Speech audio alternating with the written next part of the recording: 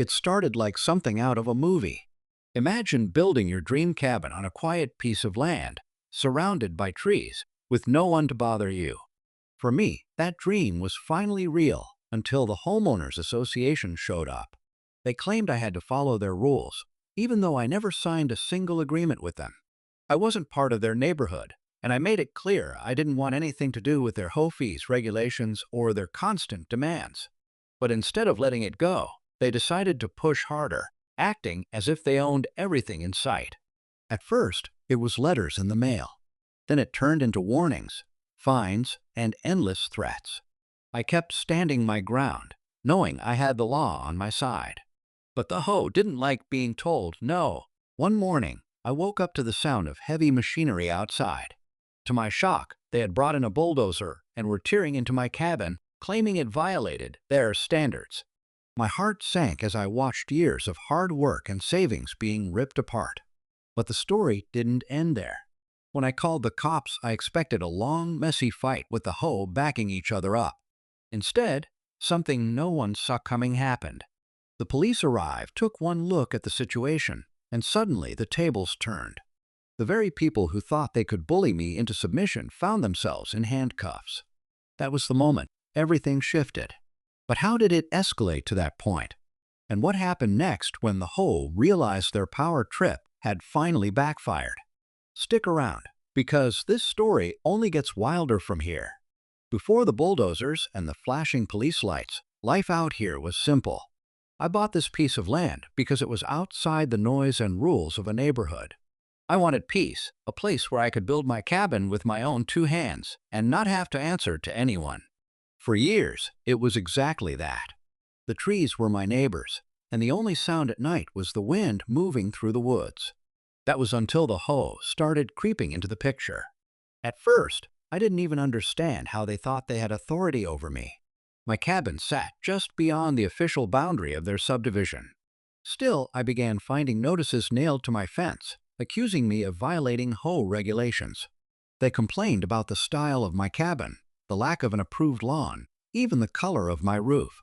It didn't make sense. This wasn't their property, and I wasn't paying their dues. I thought it had to be some kind of mistake. But it wasn't.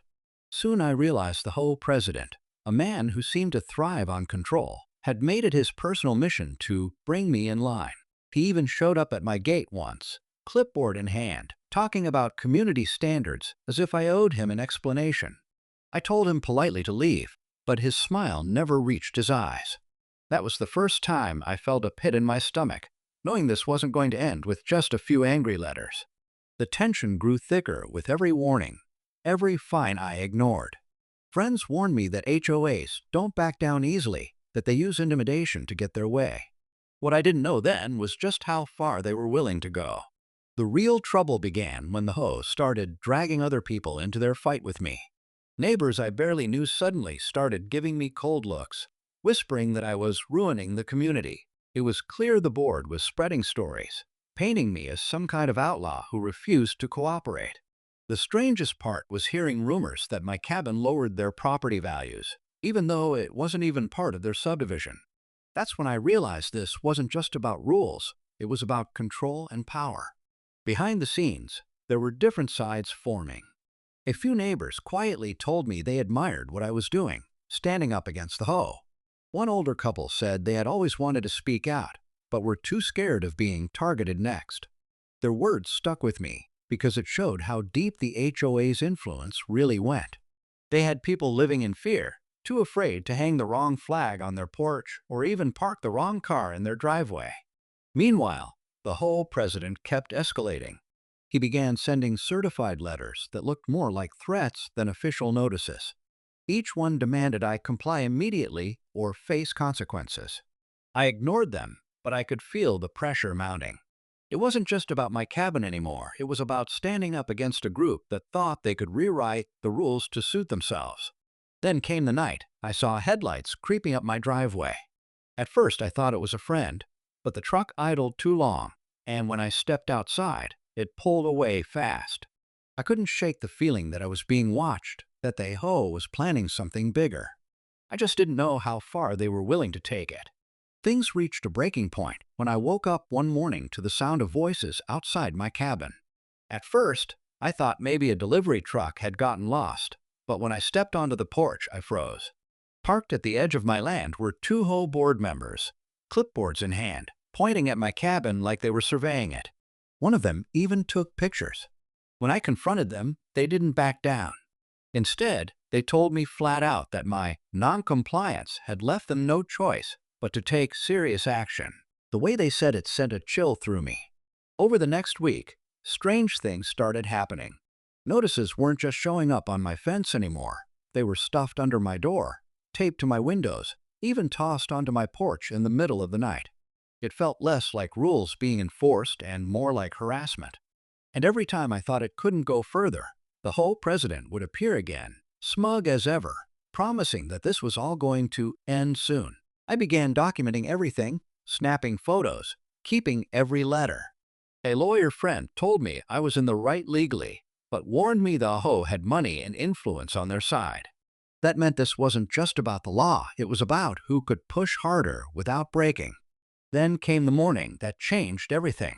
I woke to the low rumble of heavy machinery, the ground almost vibrating beneath me. When I pulled back the curtain, my heart dropped. A bulldozer sat at the edge of my property, its engine running, with HOA members standing nearby as if they had full authority. My cabin, my home, was seconds away from being torn apart. And that's when the chaos truly began. As the bulldozer roared louder, I ran outside shouting for them to stop. The HOA members didn't flinch. One of them waved a stack of papers in the air, yelling that they had authorization to remove the cabin. But when I got close enough to see, it was nothing more than HOA paperwork. No court order, no sheriff's signature, nothing legal at all. They were trying to bluff their way into destroying my home. That's when I realized this wasn't just about enforcing rules anymore. They were determined to make an example out of me. But here's where things took an unexpected turn. Just as I was bracing myself to block the bulldozer with my own body, another truck pulled up the dirt road. It wasn't the police, at least not yet. It was one of my neighbors, the same older man who had once quietly told me he respected what I was doing. He stepped out, phone in hand, recording everything. Within minutes, I noticed more cars stopping on the roadside. Word had spread, and now there were witnesses gathering. Suddenly, this wasn't just me against the HOA. It was the HOA being exposed in broad daylight. The president tried to order the bulldozer driver forward, but the man hesitated under the watchful eyes of the cameras. The crowd was growing, people murmuring, filming, questioning what was happening. The HOA had thrived on intimidation behind closed doors, but now their actions were out in the open. That shift in energy made them visibly nervous, though they tried to hold their ground. Still, the tension didn't break. Instead, it grew heavier. I knew the HOA wasn't finished, not with the way the president's jaw tightened as he made a call on his phone. He wasn't backing down. He was escalating. And whatever he set in motion next was about to push this fight to its most dangerous point yet. The tension broke when the sound of sirens cut through the air. Two patrol cars rolled up the dirt road, lights flashing, and suddenly the crowd fell silent. The HOA president straightened his shoulders, as if relief had arrived to save him. He waved the officers over, pointing at me and shouting that I was refusing to follow HOA rules and blocking official action. But the moment the officers asked to see his paperwork, everything unraveled. The so-called authorization he kept bragging about wasn't a legal order at all. It was nothing but HOA board minutes stapled together. The officers flipped through the pages, exchanged a look, and then turned back toward the bulldozer driver. They told him plainly that if he moved that machine one more inch, he'd be arrested for destruction of private property.